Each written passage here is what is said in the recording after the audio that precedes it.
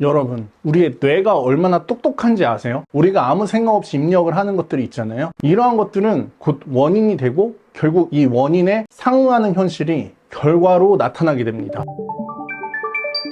예를 들어서 우리가 아무 생각 없이 밤새도록 가슴 아픈 사랑 노래를 듣는다고 해볼게요. 그러면 우리는 그러한 노래에 취해버립니다. 이게 말로 설명하기는 조금 어려운데 우리의 감정 상태가 그러한 우울함 속에 빠져 있는 것을 즐기게 된다는 거예요. 결국 감정도 습관이니까요. 이해가 되시나요? 그러니까 짝사랑에 실패를 해서 가슴 아픈 사랑 노래를 듣는다.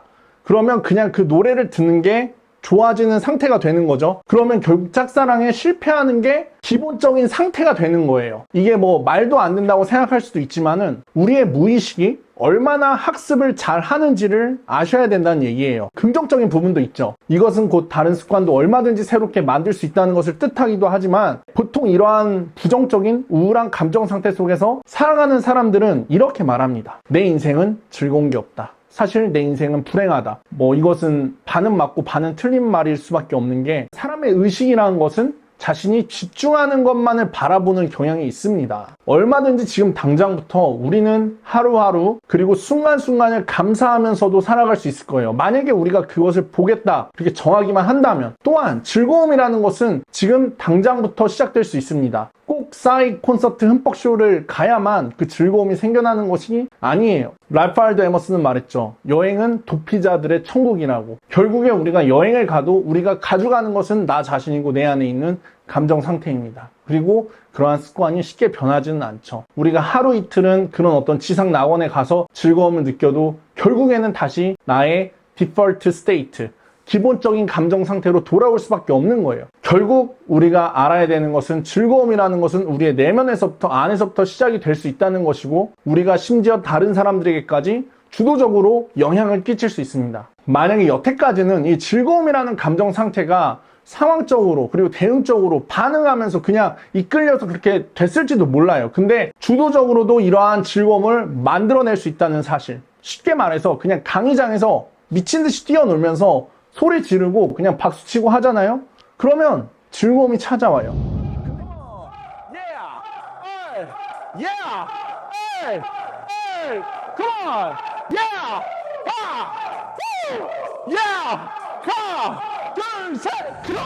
근데 꼭 강의장이 아니더라도 노래방이라든지 어느 곳에서든지 우리가 그렇게 해볼 수가 있는 거예요. 인간이라는 존재, 인간의 뇌와 의식과 무의식, 그리고 사람이 느끼는 감정 상태, 우리가 발휘할 수 있는 에너지와 역동성 등은 사람마다 얼마나 다르거나 차이가 날까요? 무슨 말이냐면 내가 했는데 누가 못하겠습니까? 다른 누군가가 해냈다면 또 다른 누군가가 해내지 말라는 법이 있습니까?